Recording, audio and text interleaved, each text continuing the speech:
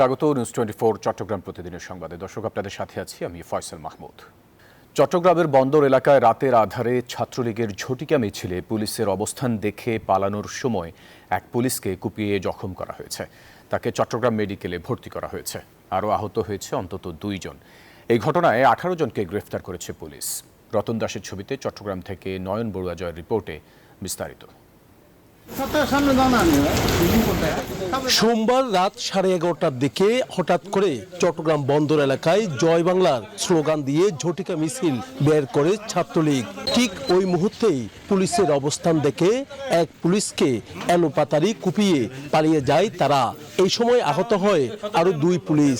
এর মধ্যে একজনের অবস্থা আশঙ্কাজনক হওয়ায় তাকে চট্টগ্রাম মেডিকেলে ভর্তি করা হয়। তবে পুলিশের উপর হামলার ঘটনায় রাতভর পুলিশের অভিযানে 18 জনকে আটক করে পুলিশ। সারা রাত আমরা অপারেশন পরিচালনা করেছি। অপারেশন পরিচালনা করে আমরা এর সাথে জড়িত যারা তাদের বেশিরভাগকে আমরা অ্যারেস্ট করতে সক্ষম হয়েছি। আরও 2-1 জন থাকলেও আমরা তাদেরকে আশা করি দ্রুততম সময়ের মধ্যেই আমাদের আইনের আওতায় নিয়ে আসতে পারবো। এলাকায় নাশকতা করার পরিকল্পনা নিয়েই এই ঝটিকা মিছিল বের করেছে বলে ধারণা পুলিশের। চাপাতি, কিরিস, তারপর বড় ছোড়ার, তারপর আপনার চাইনিজ কুড়াল, এগুলো নিয়ে মিছিলে ছিল তারা। এবং মিছিলের সময় যারা আমাদের কাছে নিউজ দিয়েছে তারা মিছিলের সময় তারা এই অস্ত্রগুলো প্রদর্শন করেছে, এগুলো সহই তারা মিছিল করেছে। তার মানে তাদের একটা ছিল আর কি, আগে থেকে প্রস্তুতি ছিল আর কি। এই সময় উদ্ধার করা হয় বিপুল সংখ্যক ধারালো অস্ত্র। এই ঘটনায় আরো কেউ জড়িত আছে কিনা তা খতিয়ে দেখছে পুলিশ। তাদের কাছ থেকে বিপুল পরিমাণ দেশীয় অস্ত্র উদ্ধার করেছি। এই ঘটনার সঙ্গে যারা জড়িত প্রকৃত রহস্য উদ্ঘাটন করে প্রত্যেককে আমরা আইনের আওতায় নিয়ে আসবো। কোনো নির্দেশদাতা আছে কিনা তাও খতিয়ে দেখছে পুলিশ। নাশকতা ঠেকাতে জনগণের সহায়তা চান তারা। নয়ন বড়ুয়া জয়, নিউজ 24 চট্টগ্রাম। বান্দরবানে কেএনএফ-এর ঘাঁটিতে রয়েছে মিয়ানমারের অত্যাধুনিক অস্ত্র। নিরাপত্তা বাহিনীর সূত্র বলছে, মিয়ানমারে জান্তা সরকারের ঘাঁটি দখল করার পর অনেক অস্ত্র আরাকান আর্মির কাছে। সেগুলো তারা বিক্রি করছে কেএনএফ সহ সশস্ত্র গোষ্ঠীগুলোর কাছে। রুমা, রোয়াংছড়ি, থানচিতে কেএনএফ-এর শক্তিশালী ঘাঁটি। তাদের কাছে রয়েছে বিদেশি প্রযুক্তির সাবমেশিন গান, আধুনিক AK-47, M3 এবং শক্তিশালী SBBL শটগান। বান্দরবান থেকে ফিরে জানাচ্ছেন মাসুদ আল আবুনি। আজ থাকছে 4র্থ পর্ব। ক্যামেরায় ছিলেন আব্দুল্লাহ আল মাহমুদ। বান্দরবনের উঁচু পাহাড়ের গহীন জঙ্গলে হয় কুকিচিনের সশস্ত্র প্রশিক্ষণ। কোনো কিশোর তরুণকে জোরপূর্বক বাড়ি থেকে ধরে নিয়ে যাওয়া হয়। এরপর অংশ নিতে হয় জঙ্গলে ট্রেনিং ক্যাম্পে। শুরু হয় শারীরিক কসরত, কমব্যাট ট্রেনিং। আগ্নেয়াস্ত্র ব্যবহারের কৌশল রপ্ত করে তারা।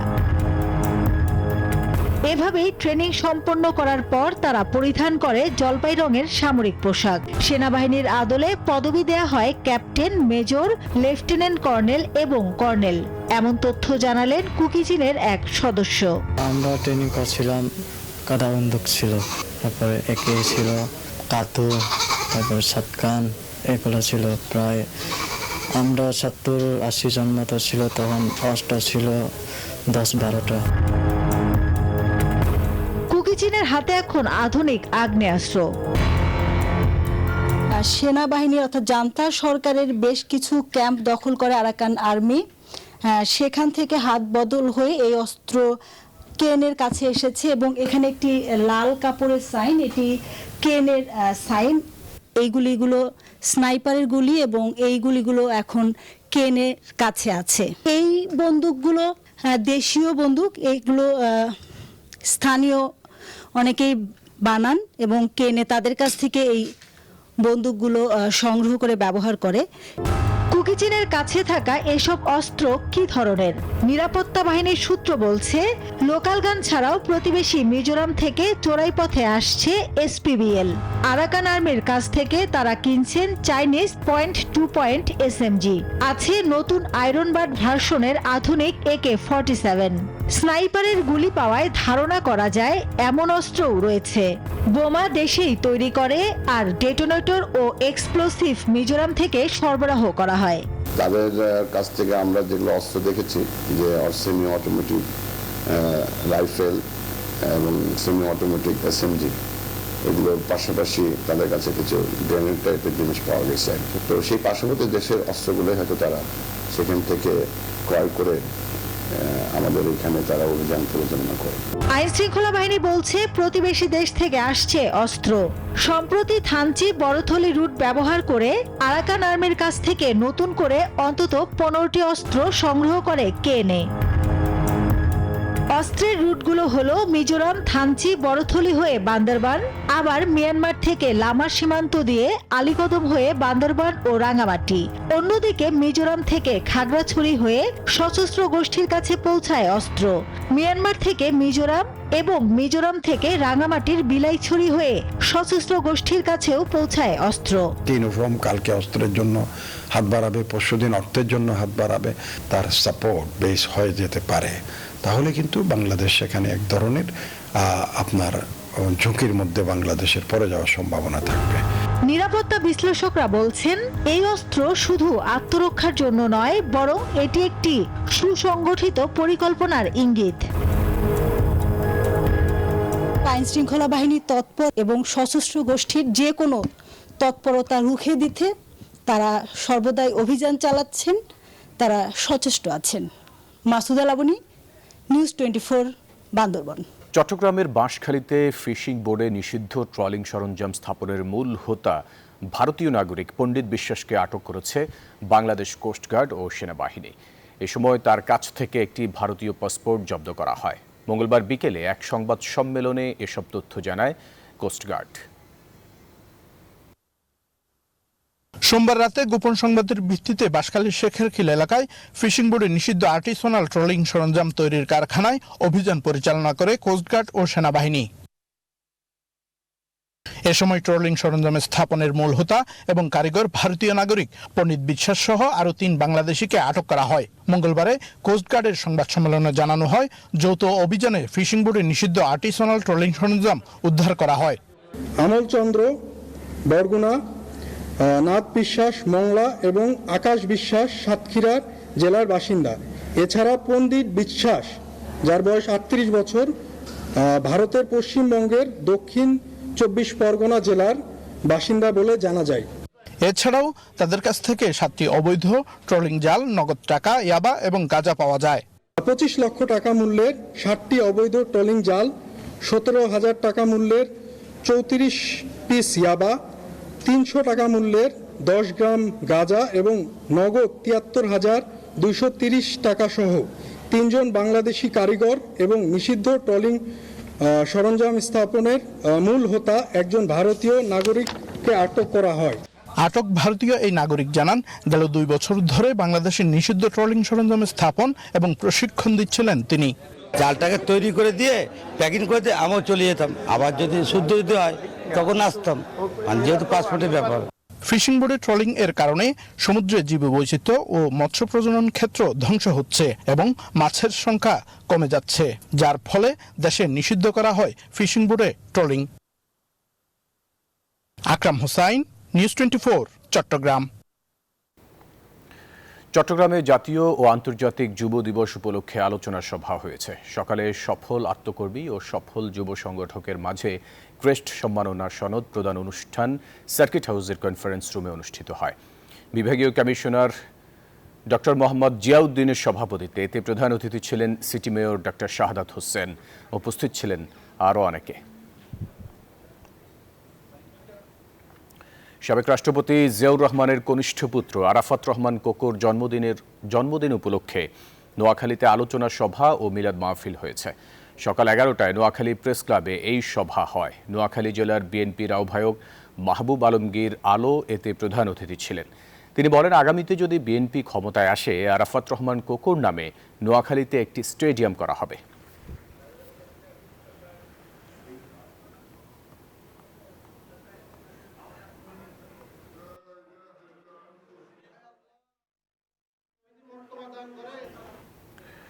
কক্সবাজার শহরের প্রাণকেন্দ্র খুরুশকুল ব্রিজের পাশে বাকখালী নদী সংলগ্ন এলাকা পরিণত হয়েছে ময়লার ভাগাড়ে।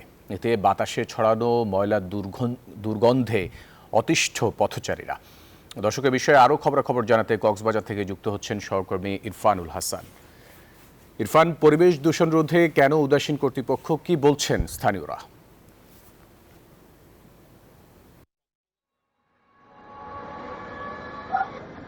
যে সোহাগ, কক্সবাজারকে একসময় স্বাস্থ্যনগরী হিসেবে আখ্যায়িত করা হতো। মানুষজন এখানে ঘুরতে আসতো আর এখান থেকে তারা খুব সজীবতা পেত। কিন্তু এই মুহূর্তে আমার পেছনে যে দৃশ্য, এটি কক্সবাজার পৌরসভার ময়লার ভাগার। কক্সবাজার পৌরসভার প্রায় 12টি ওয়ার্ডে যে পরিমাণ মানুষ রয়েছে, সেখানে মানুষের ময়লা আবর্জনা এবং পাশাপাশি কক্সবাজারের প্রায় 5 শতাধিক হোটেলের যে ময়লা আবর্জনা, সেখানকার সব ময়লা আবর্জনা শহরের এই প্রাণকেন্দ্রে ইতিমধ্যে রাখা হয়েছে এবং এরই ফলে নদী দূষণ যেমন হচ্ছে, পাশাপাশি এই ময়লার ভাগারকে কেন্দ্র করে পুরো নদীর চারপাশ ইতিমধ্যে দখল হয়ে গেছে। এটি একেবারে যখন গত 2014-15 সাল থেকে কিংবা গত কয়েক বছর ধরে এই বিষয়টি চলে আসলেও মানুষ আশা করেছিল সরকার পরিবর্তনের পরে হয়তোবা কিছুটা পরিবর্তন আসতে পারে, কিন্তু প্রশাসকের পরিবর্তন হয়েছে, সরকার পরিবর্তন হয়েছে, কিন্তু এই অঞ্চলের মানুষের ভাগ্য পরিবর্তন হয়নি। এখানে যে সমস্ত মানুষজন আসলে হাঁটাচলা করছেন, শুধু কক্সবাজার পৌরসভার মানুষ নয়, খুরুশকুল, পিএমখালী, বারোয়াখালী সহ ঈদগাঁও উপজেলার কয়েক লক্ষাধিক মানুষের চলাচল কিন্তু এই রাস্তা দিয়ে হচ্ছে।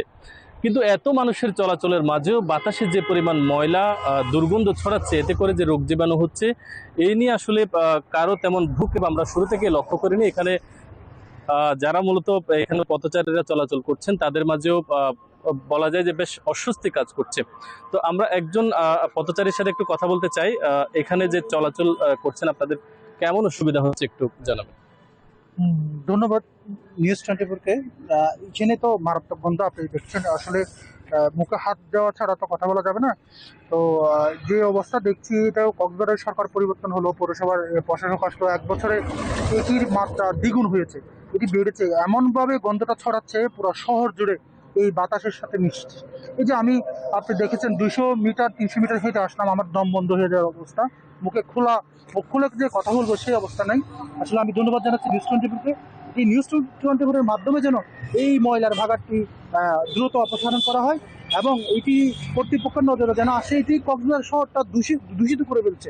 হ্যাঁ, আমি ধন্যবাদ জানাচ্ছি।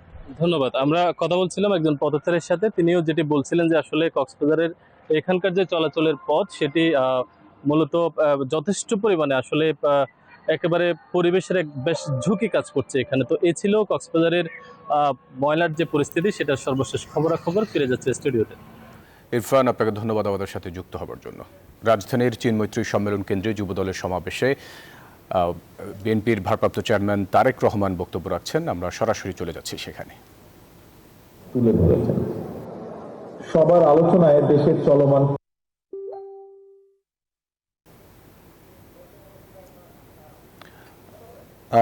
দর্শক, চীনমৈত্রী সম্মেলন কেন্দ্রে প্রধান অতিথির বক্তব্য রাখছেন বিএনপির ভারপ্রাপ্ত চেয়ারম্যান তারেক রহমান।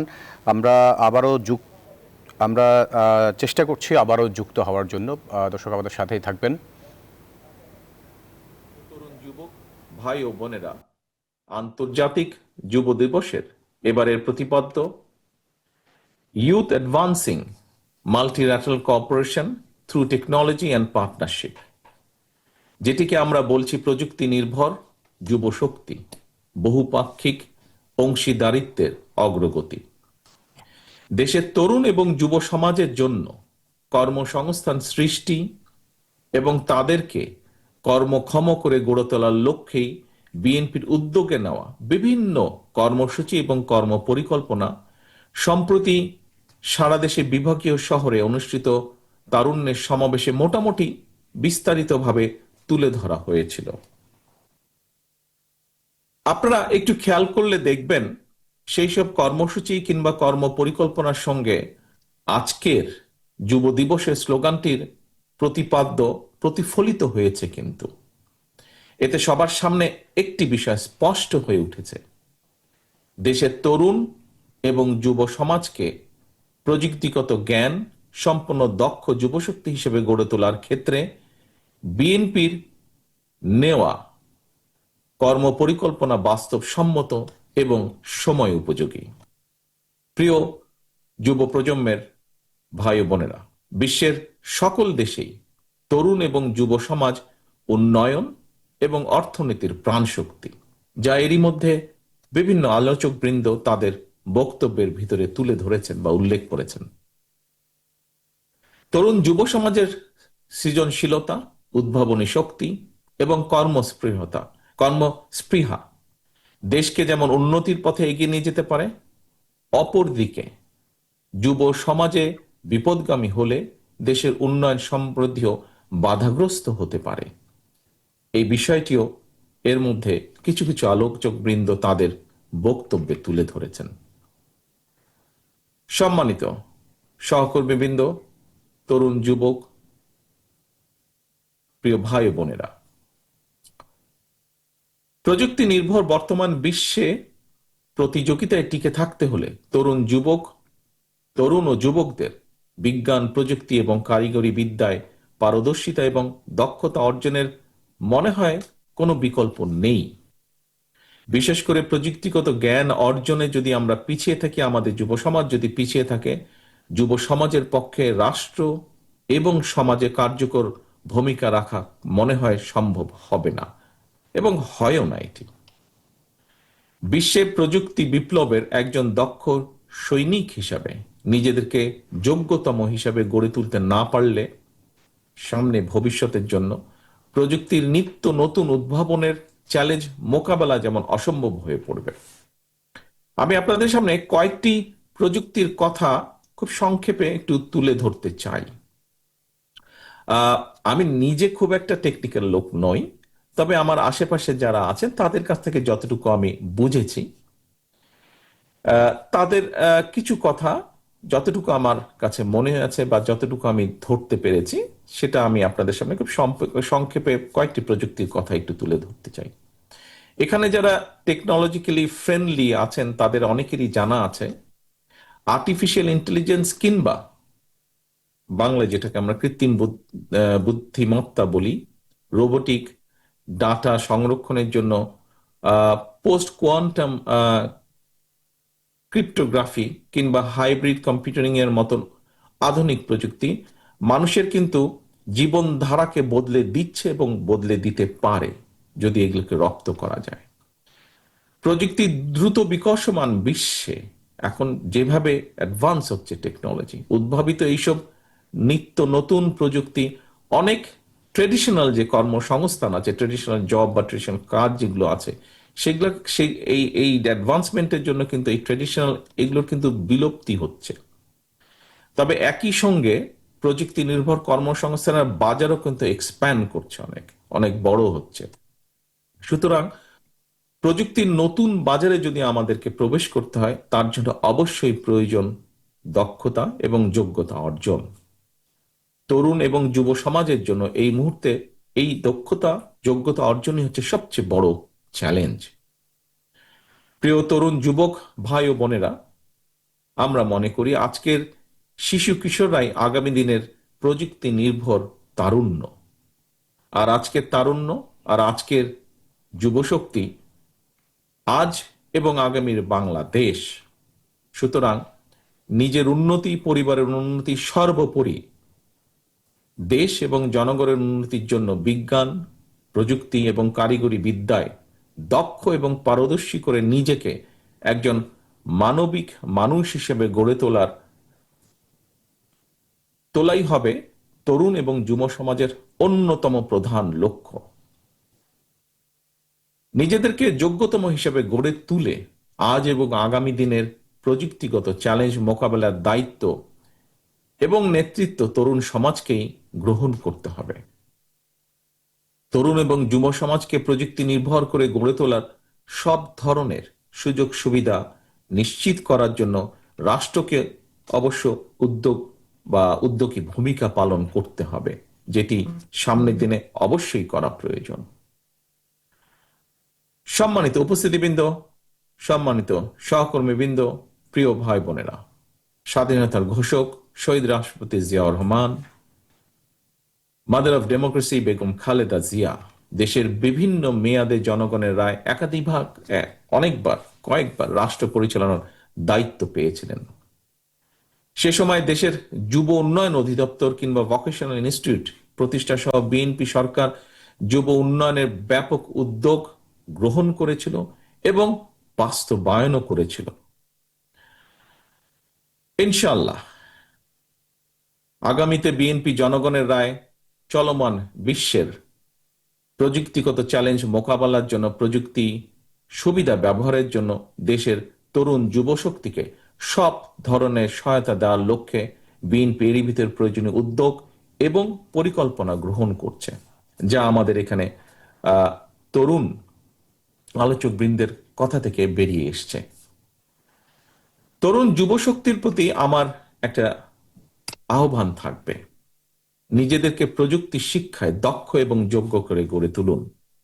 আপনাদের সাফল্য যাত্রাকে সহজ করার জন্য বিএনপি সম্ভাব্য সকল পরিকল্পনা এবং বাস্তবায়নের উপায় নিয়ে কিন্তু কাজ করছে, তৈরি করছে। এর মধ্যে তরুণ যুবক প্রিয় ভাই বোনেরা, বিএনপি বিশ্বাস করে প্রযুক্তি নির্ভর তারুণ্য এবং যুবশক্তি গড়তে হলে যুবশক্তির প্রযুক্তিগত কর্মদক্ষতা অবশ্যই বাড়াতে হবে। প্রযুক্তির সঠিক ব্যবহার শিখতে হবে, শেখাতে হবে। তরুণ যুবকদের প্রযুক্তি নির্ভর হওয়ার জন্য রাষ্ট্রীয় কিংবা সরকারি উদ্যোগের সুযোগ সুবিধা অবশ্যই আমাদের পক্ষে যতটুকু সম্ভব হবে সেটি নিশ্চিত করার ব্যবস্থা উদ্যোগ আমরা গ্রহণ করব ইনশাআল্লাহ। আমি দেশের কিশোর তরুণ এবং যুব প্রজন্মকে বলতে চাই, প্রযুক্তি নির্ভর বর্তমান এবং ভবিষ্যৎ প্রজন্ম গড়ে তোলার লক্ষ্যে বিএনপির বিভিন্ন পর্যায়ে নানামুখী পরিকল্পনা রয়েছে। পরিকল্পনার দ্রুত বাস্তবায়নের লক্ষ্যে বিএনপির উদ্যোগে আমরা এরই ভিতরে বিশেষজ্ঞ টিম কাজ করছে। আমাদের স্কুল পর্যায় থেকে শিক্ষা কারিকুলামে প্রযুক্তি বিষয়ক শিক্ষা বাধ্যতামূলক হিসেবে অন্তর্ভুক্তির জন্য আমাদের টিমগুলো কাজ করছে, প্রয়োজনীয় প্ল্যানিং তারা তৈরি করছে। তারুণ্য এবং যুবশক্তি যারা শিক্ষা কারিকুলামের বাইরে রয়েছেন, তাদের প্রযুক্তি নির্ভর কর্মদক্ষতা বাড়ানোর জন্য আমাদের আলাদা কিছু প্ল্যানিং বা প্রোগ্রাম আমরা নিয়েছি, আমরা পরিকল্পনাগুলো করছি। যুবশক্তি যাতে প্রশিক্ষিত হয়, আনস্কিল লেবার যাতে স্কিল হতে পারে এবং দেশে বিদেশে দক্ষ জনশক্তি হিসাবে কাজ করতে পারে, সে লক্ষ্যেও কিন্তু আমরা বিদেশি ভাষা শিক্ষা সহ বিভিন্ন রকমের প্রশিক্ষণ কোর্সের পরিকল্পনা আমাদের টিমগুলো তৈরি করছে। দর্শক, জাতীয় যুব দিবস উপলক্ষে যুব দলের সমাবেশে প্রধান অতিথির বক্তব্য রাখছিলেন বিএনপির ভারপ্রাপ্ত চেয়ারম্যান তারেক রহমান। আমরা সরাসরি যুক্ত ছিলাম তার বক্তব্যে। এই ছিল নিউজ 24 চট্টগ্রাম প্রতিদিনের সংবাদে সাথে থাকায় ধন্যবাদ সবাইকে।